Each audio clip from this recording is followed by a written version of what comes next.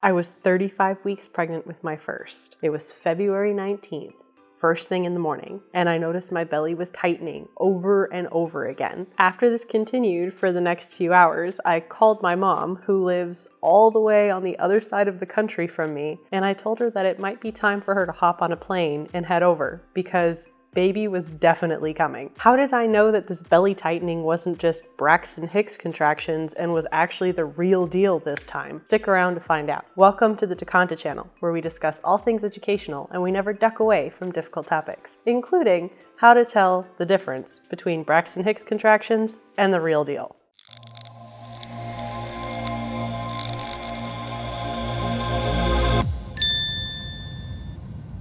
If you're around the same gestational age that I am currently, so about 26 weeks, it's likely that you've already felt at least one Braxton Hicks contraction. Although they typically begin in the third trimester, it's pretty common to experience them in the second trimester as well. It's that feeling like where your whole stomach is tightening up because the muscles around your uterus, the thing that's taking up the majority of your stomach real estate space now, are tightening and holding anywhere for 15 seconds to 2 minutes long. Now, if it is a Braxton Hicks practice contraction, and I say practice because that's exactly what it's doing, it's trying to practice and prepare your body for birth, then you'll likely feel an uncomfortable tightening of your uterus starting at the top and moving all the way downwards. But it's important to note that there really shouldn't be any severe pain associated with a Braxton Hicks contraction. It just feels weird and uncomfortable. And as a side note, it can also make your stomach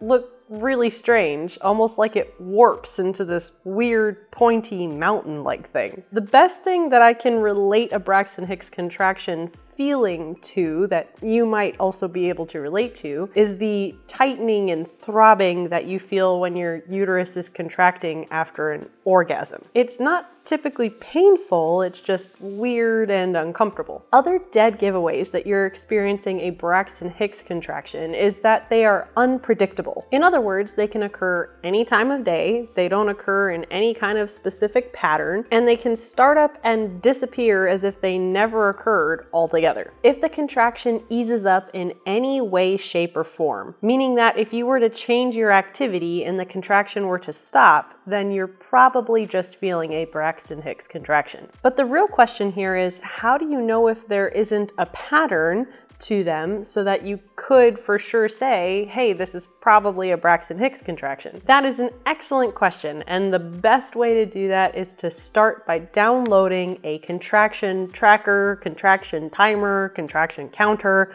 whatever you want to call it. They have plenty of free apps on your phone that have to do with timing and logging contractions. Once you feel a contraction starting, just press start on the timer on your app, and then once it goes away, then press stop. The app will automatically log the time and the frequency and how many you're having in order to determine if there's a pattern going on with your contractions. And this is how I knew I was not having Braxton Hicks contractions anymore on the morning of February 19th. I used the contraction app on my phone, the timer, and saw that there was a clear pattern to the contractions I was experiencing, in addition to the fact that they were becoming more frequent, they were becoming more intense, and I had this constant tightening in my lower back, the kind of tightening that you'd feel during your period, and I had a constant pressure in my lower pelvic area as well. All signs of labor. By the way, if this blown up balloon was your uterus and the opening was your cervix and this ping pong ball inside the balloon represented your baby, then this is literally what happens while you're having contractions. And me pressing on top of the balloon is the same thing that is happening for your uterus tightening at the top during Braxton Hicks contractions. Now, if you've determined that what you're experiencing is Braxton Hicks contractions after all, there's a few things that you can do to help make them stop or alleviate them if they become unbearably uncomfortable. The first thing you can do is go pee to empty your bladder, or you can change the position you're in. So if you were sitting for a long time, get up and walk around. If you've been walking around and really active, then try sitting down and resting. You could take a warm bath, or you could drink a couple glasses of water, since dehydration is also linked with Braxton Hicks contractions starting up. Now keep in mind that if your attempts to make them stop have no effect on them whatsoever, then what you're experiencing might actually be the real deal and not Braxton Hicks contractions. And if that's the case, then you definitely want to pull out your phone with your contraction timer app on it and start timing. And I hope this goes without saying, but if you're experiencing any pain with the contractions whatsoever, then go see your doctor.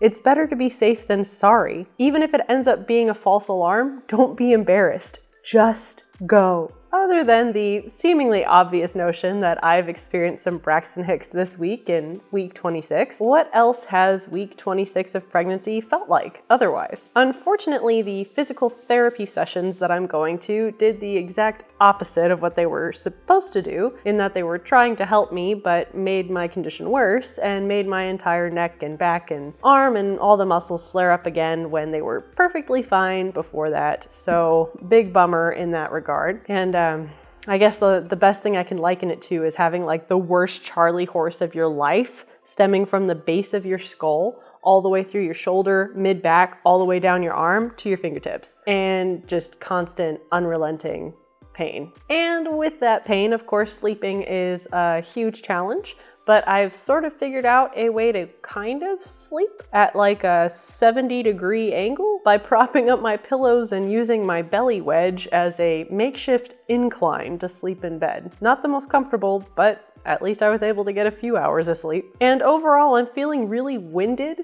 and very large at this point. I feel like my body's spatial awareness of itself isn't quite there yet. I haven't caught up with how large I'm getting and where my belly is in reference to the rest of my body. And I feel like I'm constantly experiencing the so-called pregnancy brain at this point, where I'm forgetful and questioning if I've done something that I'm pretty sure I've done, but I'm not sure if I did it.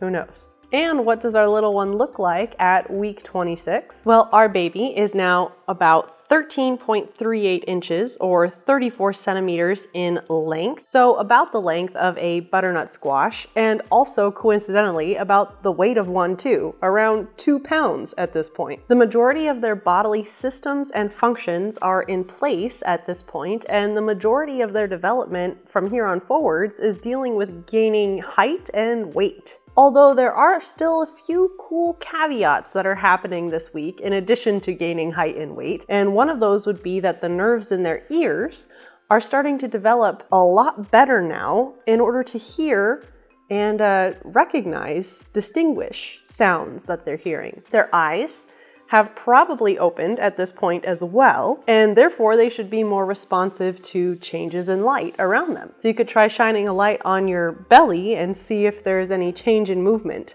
that they recognize that there's a change in the light coming through your belly. And they're also preparing their immune system by basically stealing some of your antibodies as well. As a side note here, if you're having a little boy, then his testicles have begun their journey to descend into the scrotum now as well. So hopefully you should be able to determine the difference between a Braxton Hicks contraction and the real deal now. And if you've already experienced Braxton Hicks contractions, how would you describe them? Tell me about it in the comments below. And that'll also help other first-time mamas be able to distinguish the difference. Perhaps you're better at describing them than I am. These videos take quite a bit of time to make, but it would only cost you a second to like this one. To join me next week in this 40-week pregnancy series, or the super simplified science of pregnancy, all you have to do is subscribe. Thanks for watching, and see you next week.